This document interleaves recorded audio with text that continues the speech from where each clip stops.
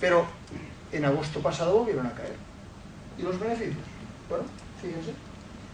La segunda caída bursátil, ¿a qué fue debida? Porque no se ven beneficios.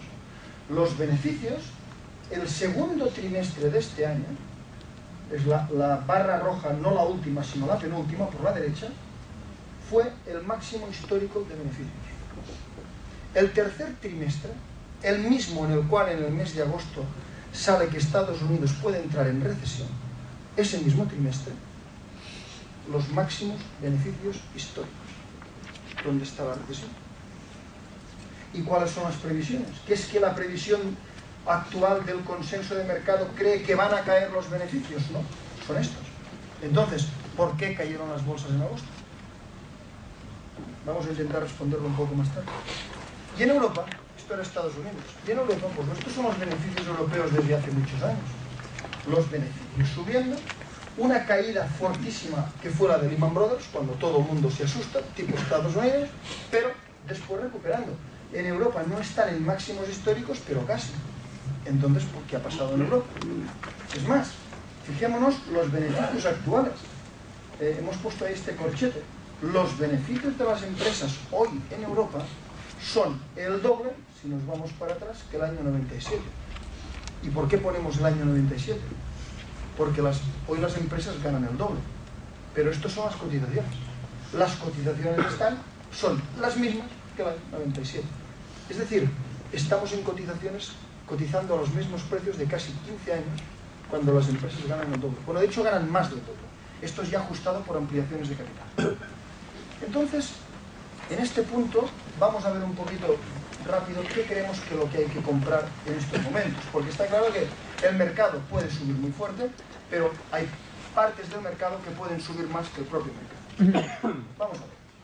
Esta línea roja es una línea un poco especial. Esta compara el PER de las empresas más defensivas, por ejemplo, empresas tipo telefónicas, eléctricas, este tipo de empresas, con las empresas más cíclicas, o sea, las industrias, ¿no? Es decir, otro tipo de compañías. Esta línea está para abajo, significa que en proporción todo está barato, todo puede subir, bien, pero en proporción lo que está más barato son las cíclicas, son las industriales, son este tipo de compañías, más que las defensivas. ¿Las defensivas están baratas? Sí, pero estas lo están más. Hemos empezado el año con datos sobre las fábricas, o sea, datos de fábricas, en Estados Unidos, o sea, la primera semana del año, en Estados Unidos, en Australia, en China y en Alemania, mejores de lo esperado. Es decir, la parte industrial está funcionando bien. Además, estos son los motores, son las principales, digamos. Entonces, ¿dónde creemos que ahora mismo hay más oportunidades? Por ejemplo, en empresas industriales. Alemania, este mes de agosto, fue castigada enormemente. Y les puedo decir uno de los motivos de por qué fue Alemania. Hay alguno más. Pero algunos mercados hicieron y tomaron medidas contra la venta al descubierto y Alemania no. O sea, la persona que quería ponerse corta, luego hablaremos de esto porque fue muy importante en verano, no podía vender el IBEX, por ejemplo, futuros de IBEX, pero podía vender futuros de DAX. Y lo hizo. Los brokers alemanes nos dicen que de los clientes estos especuladores que van a la baja, que algunos de ellos les abrieron cuenta para poder ir a la baja con el DAX. Entonces, fruto de ello, e incluso hoy hemos empezado el año, Alemania ha subido este año, lleva un 8% de subida, o sea, el IBEX creo que está en negativo o plano, pero Alemania ha subido un 8%, pero está barato. Alemania está más barata, o sea, el PER de Alemania está por debajo que el europeo, cuando tiene empresas de más calidad, más exportadoras, etc. O sea, hay muchas empresas alemanas industriales que creemos que van a subir fuerte. Cuidado, no es solo alemanas, estaríamos hablando de empresas tipo Arcelor o Acerinox aquí, o sea, estas empresas de este estilo hay bastantes. Luego, financieras de calidad.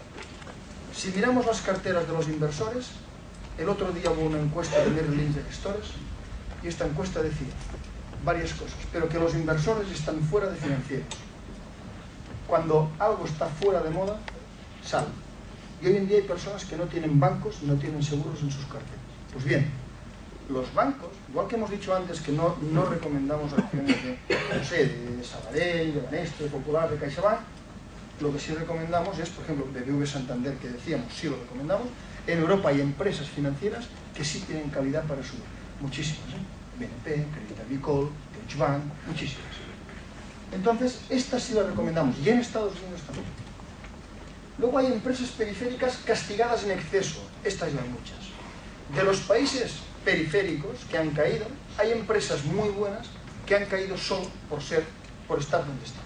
Ahí les puedo poner, en España podríamos poner varios ejemplos, pero les pongo uno que me gusta mucho, que es uno que tenemos en cartera, que es una empresa que se llama Motor Oil, que tiene una refinería de petróleo, o sea, imagínense, o sea, actividad refinería a 80 kilómetros de Atenas. Esta refinera tiene, sus propietarios son la principal familia, una de las principales familias griegas y los saudíes. Es la única refinería donde los saudíes participan como socios, y luego hay una parte que cotiza en el mercado. Bien, esta empresa, antes de que empezara todo lo de Grecia, el año 2007, ganaba 150 millones de euros de beneficio y la acción estaba en 25 euros. Ahora esta empresa, este año 2011, gana más, 170 millones de euros, pero la acción está en 5. Es decir, ganas más, la acción ha caído tremendamente. Hoy en día es una empresa con un PER de 3 o de 4, eso sí, paga un dividendo del 10% y puede pagar. Es decir, este tipo de cosas, y hay más, las encontramos en Italia, en Irlanda, en España, etcétera, etcétera, ¿no? Compañías como estas. Luego, emergentes. Vamos a ver. En un año positivo alcista, siempre hay un tipo de mercados que sube más. Emergentes, small caps, pequeñas empresas. Esto sube más que el resto. Ahora, en emergentes, igual que aquí encontramos que Alemania está más barato y no entendemos el motivo, en emergentes, que hay muchos países, hay uno, bueno, hay dos, pero aquí hemos puesto uno, pero evidentemente hay más. China está muy barata este año. Mucho tiempo no lo hemos recomendado, el año pasado sí que ya compramos China, pero este año China tiene mejores crecimientos y PERs más baratos. No tiene sentido. También hay otro mercado muy barato que es Corea, muy barato. Y luego, evidentemente, exportadoras todas, es decir, estamos hablando de empresas que exporten, que sean capaces de exportar fuera. Si avanzamos un poco más para intentar explicar un poquito lo que pasó este verano, luego entraremos al final de por qué pasó lo que pasó este verano, pero ahora una cosa está clara. Este verano las caídas de precio que hubo, que el mínimo fue el 12 de septiembre, desde entonces hemos subido, ya digo, un 20%, un poquito más de un 20%, pero esto se aprovechó o no se aprovechó. Bueno, pues vamos a hablar un poco de esto. Claro que se aprovechó. ¿Quién lo aprovechó? Primero, lo aprovechó lo que llamamos el inversor en valor, que es nuestro inversor, por ejemplo. Nosotros, todas las reuniones que hemos mantenido con clientes, este verano, a raíz de todo este ruido que estaba pasando, estábamos diciendo, hay que comprar, esto no guarda relación con los beneficios, hay que comprar. Aquí pongo a Warren Buffett, pues evidentemente se ha hartado de comprar en agosto y en septiembre. ¿De acuerdo? Está claro. Es decir, es lo que hay que hacer. Una caída que no viene motivada por caída de beneficios, evidentemente hay que comprar. Luego las empresas. Las empresas han estado recomprando acciones. Yo recuerdo perfectamente, en plena caída, el día 12 de agosto, recibir la llamada de... Nosotros tenemos una empresa que, bueno, está en los fondos, una empresa que se llama Rularta, una empresa que está como mínimo a mitad de lo que vale, y recuerdo recibir la llamada y nos decían, oye, ¿queréis vender la Rularta que tenéis en cartera? Y yo digo, no, ¿por qué vamos a vender la Rularta si es una empresa excelente? Y le pregunto al broker, digo, ¿pero quién las quiere comprar? La compañía, la empresa. Luego, en finales de septiembre, ya salió que esta compañía había comprado el 5% de autocartera, que era lo máximo que podía comprar, ya lo había comprado. O sea, alguien se lo vendió, alguien se asustó. Entonces, pues estas empresas le ayudan. Y lo más exagerado que hemos visto ha sido una empresa que es Omega Pharma, que es una empresa belga farmacéutica, que hay el creador y propietario de esta empresa tenía el 32 o 33%, y que ha hecho, pues el día 2 de septiembre, los mínimos fueron el 12, el día 2 de septiembre presentó una OPA a la empresa, es decir, se la quedó toda. Ha presentado una OPA y dice, muy bien, si el mercado paga estos precios, la compro, me la quedo toda y a lo mejor en 5 años la volvería a salir. Es decir, ¿esto se aprovecha? Sí. Pero ¿qué tipo de inversor es este? Este que aprovecha esto es el inversor que va delante, no el que va detrás. No el que va detrás de una tendencia, sino el que va delante, el que dice esto está barato, hay que actuar, de acuerdo, mañana puede estar un poco más barato, pero la clave está en que el riesgo no está compensado. Tengo muchísimo más a ganar que no a perder. Este es el inversor que ha aprovechado esta situación. Realmente quería decir aquí, ya esto para acabar, es decir, bueno, un poco explicar lo del mes de agosto. Vamos a ver. En el mes de agosto hubo mucho volumen de negocio. Y lo digo para extrapolar un poco donde estamos ahora. ¿Quién vendió en el mes de agosto? En el mes de agosto vendieron inversores, o sea, vamos a separar el mundo en dos líneas muy sencillas, ¿no? Consideramos a inversor a quien tiene acciones y consideramos a especulador a quien no las tiene, ¿de acuerdo? Y cuidado que esto es, ¿no? La línea no es tan clara, ¿eh? Pero bueno. ¿Quién vendió? ¿El inversor? ¿Quién tenía las acciones o el especulador? Pues vendió el especulador, ¿de acuerdo? Vendió el especulador, no el especulador particular, que también lo hay, pero vendió el hedge fund, el CTA, el prop trading. Estos fueron los que vendieron.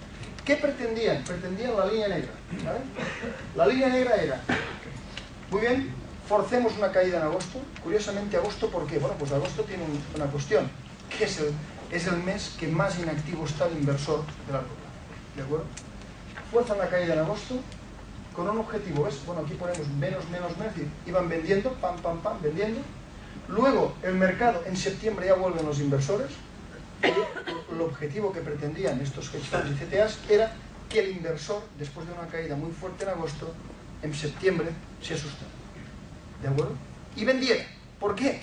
Porque si hubiera vendido provocando la segunda caída, todos estaban con lo mismo, caída en dos olas, no sé qué, no sé cuántos, el mensaje era el mismo. ¿Por qué? Porque si el inversor se hubiera asustado, ¿saben quién hubiera comprado las acciones?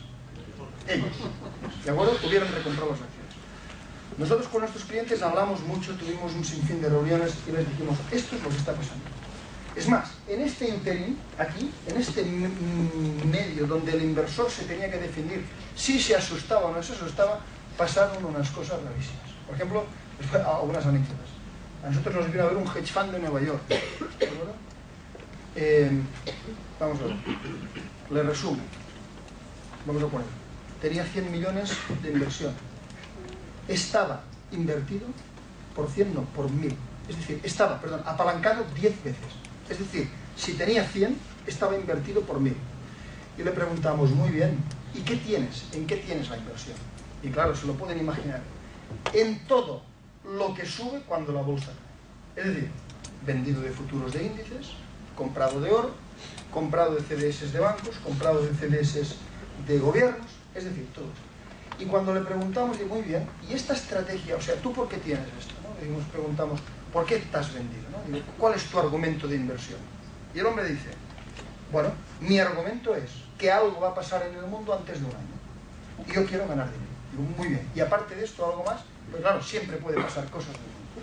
¿Cuál es la racionalidad detrás? Y por eso nosotros queremos que el inversor, vamos a ver, el inversor que compra en bolsa tiene que saber que en bolsa hay personas como él, y luego hay otro tipo de personas. Y estas van a estar ahí en los mercados. Lo que nosotros queremos de nuestros clientes es que lo conozcan, quiénes son estas personas. ¿Por qué? Porque no se dejen engañar por estas situaciones. Y la cuestión aquí es sencilla. ¿Saben cuál es el objetivo de este hombre? Pues con un fondo pequeñito de 100 millones de dólares, si hubiera pasado esto en la segunda caída, si esto hubiera pasado, apalancado 10 veces, como mínimo doblaba la inversión. Bien, vamos a eso como mínimo. Si hubiera pasado este fondo de 100 millones a 200 millones, hubiera ganado 100 millones de dólares. ¿Saben cuánto se quedan estos hedge funds de los beneficios? Alrededor de un 25%. O sea, esta persona, con un fondo pequeñito, habría ganado el 25 millones de dólares en uno. ¿Qué pasa? Esto es lo que esta gente van, es decir, apalancar. Hombre, 10 veces es una exageración, ¿eh? Los hedge funds normalmente no están tan apalancados. O sea, esto, pero bueno, esto es una exageración, pero real. O sea, esta la vivimos. O sea, esto no. Y entonces, ¿qué pasa? Claro, ¿qué ha pasado? Afortunadamente, cuando viene el inversor en septiembre, el inversor, ya lo vimos enseguida, el inversor no vendió. El inversor mayoritariamente mantuvo y varios aumentaron posiciones. Si ustedes quieren, no aumentos agresivos, pero sí aumentos paulativos. Y entonces subió. Bueno, pues esta subida le rompió al traste a los hedge funds. Y muchos de ellos entraron en problemas y imagínense este personaje que les digo, ¿no? Ya no lo hemos visto más, claro. Porque este personaje, ahora que mismo, ¿cómo tendrá el fondo? Quebrado. ¿De acuerdo? Porque claro, si inviertes 10 veces más, puedes perderlo todo desde lejos. Muchos de estos hedge funds acaban quebrando. Y ha sido un mal año para los hedge funds. ¿Por qué? Porque no ha pasado lo que ellos querían. Entonces, esto El principio del semestre pasado empezó muy influenciado por esta gente, luego esto ha sido divergiendo. ¿Y dónde estamos ahora? Ahora esto se pone interesante. ¿Por qué? Si miran ustedes el gráfico de la derecha, la línea roja, es el miedo que tienen los inversores. Y los inversores hoy tienen mucho miedo. Tienen tanto miedo como tenían, digamos, después de Lehman Brothers. ¿Ven? La línea roja está casi tan arriba como con Lehman Brothers. Pero la volatilidad del mercado, que debería ser igual que el miedo y no lo está siendo, es, en Lehman Brothers era altísima, en este caso 60, y ahora estamos en 25. ¿Esto qué quiere decir?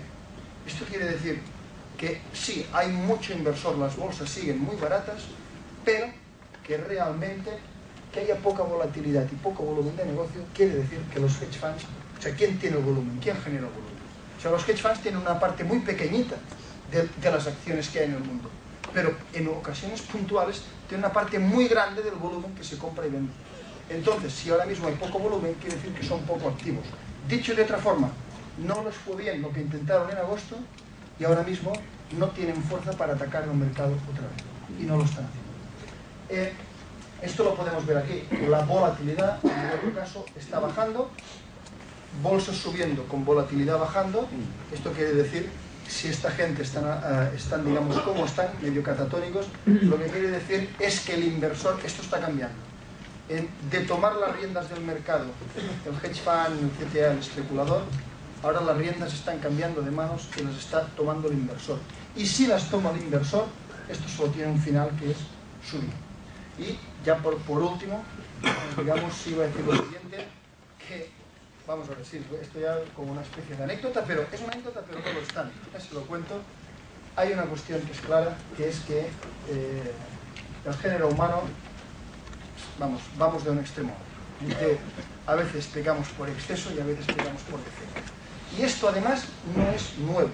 Tenemos ordenadores, tenemos de todo, tenemos más valoraciones, pero la psicología de las masas sigue siendo la misma. Les he puesto este caso, quédense con este nombre, esto debería explicarse, yo creo, en las escuelas de secundaria, Semper Augustus. Esto es un nombre de un tulipán, que es el que tienen en imagen. Este tulipán, digamos, habrán oído hablar de la tulipomanía que pasó en Holanda aquí, el punto 1637. Tulipán era una flor que, la tenían los turcos, no la tenía nadie más, pasó de Turquía a Holanda. En Holanda empezaron a cultivarla, primero solo los profesionales, los que se dedicaban a esto, luego ya las familias, empezaron la gente a comprar y vender tulipanes de una forma impresionante, desmesurada. Mucha gente incluso cambió de oficio, porque empezaban a pagarse los tulipanes a precios del salario de 2 años, de 3 años de una persona, o sea, empezaban a pagarse unas auténticas fortunas, y hubo gente que cambió de oficio, pasó aquí, y de los muchos tulipanes que había, este fue el que se pagó más caro. Entonces, a los tulipanes que se pagaban más caros les ponían nombres imperiales, o sea, nombres de estos regios, ¿no? Y a este le llamaron Semper Augustus. Curiosamente, por este tulipán se pagaron 2 casas. O sea, que alguien, imagínense aquí, cogió, como si hoy alguien cogiera hoy 2 pisos en el Passeig de Gràcia, aquí, y los llegara a cambiar por esto. ¿Por qué lo hizo? Pues no, y está documentado. ¿Por qué lo hizo? Porque esto estuvo subiendo durante unos 10 o 12 años sin parar. Esto se negociaba en las tabernas, no era una bolsa. Iba la gente a las tabernas, iba la gente allí, y en la misma subasta se subastaba. Y a lo mejor empezabas, al cabo de 10 minutos había subido un 50%, a lo mejor podías haber acabado la sesión triplicando, o sea, fue una locura colectiva. Lo bueno del caso es que este se pagó más caro. ¿Ven que tiene 2 colores? O sea, no es normal, o sea, que nadie busque un Semper Augustus, no existe. ¿Por qué? Porque por este, que es el que se pagó más caro, por todos se pagaron, pero este más caro, tenía 2 colores, porque tenía un virus, y no lo sabían. Es decir, este virus hace que esto no exista, es decir, lo extinguió el propio virus, pero alguien llegó a pasar a pagar esto. Entonces, es curioso que van pasando los años y se reproducen los mismos errores. Bueno, cuidado, esto se finiquitó en un momento, en una taberna de las más importantes de Harlem. Imagínense la escena, ¿no? Hay un montón de gente fumando y tal, y de repente, o sea, hay una subasta que todos los años subiendo día por día en todos sitios, esa locura. Y de repente hay un día que nadie sabe por qué, a lo mejor puede ser una cosa tan tonta como que en ese momento, no sé, los camareros estuvieran ahí, la gente no prestara atención. No lo sé, que a un camarero se le cayera un vaso, no lo sé. La cuestión es que se hizo una subasta, que todo el mundo daba por hecho que subiría, y por el motivo que fuera nadie pudo. Entonces, silencio. Pues, ¿qué pasa? ¿Qué pasa? Las normas decían que, claro, no se habían aplicado en 10 o 12 años, que entonces el siguiente precio, si nadie pujaba, tenía que ser por debajo. Puja una vez por debajo, nadie puja, 2 veces, estampida. Y la gente corriendo a ir a otros, digamos, tabernas que no estaban enterados, no había periódicos, no había nada, para venderlo. Y en 2 meses, esto cayó un 99%. Y no se ha recuperado en la vida. Pues bien, esto, ¿qué pasó entonces? Bueno, la verdad, ¿sigue pasando ahora? Pues sí. Hoy seguimos pagando de más por las cosas o de menos. Ya vi aquí Gustave Le Bon, es un libro clásico, que no es que sea muy bueno, pero ya decía, hablaba de la psicología de las masas, intentó el hombre modelizarlo. Y decía, las masas tienen algo en común. Dice que los sentimientos de las masas son simples, y en nuestro mercado simple es fácil, compra, compra, vende, vende. Más simple que esto no hay, Simples, y 2, exagerados. Ya notaba que era exagerado. El propio Gaudí, si alguien le interesa, decía algo así como que tenía algo que ver con eso. Decía, las masas no me interesa, dice, porque las masas se mueven mal, se mueven por pasiones bajas, decía. ¿Por qué? Dice, porque la pasión baja es la única cosa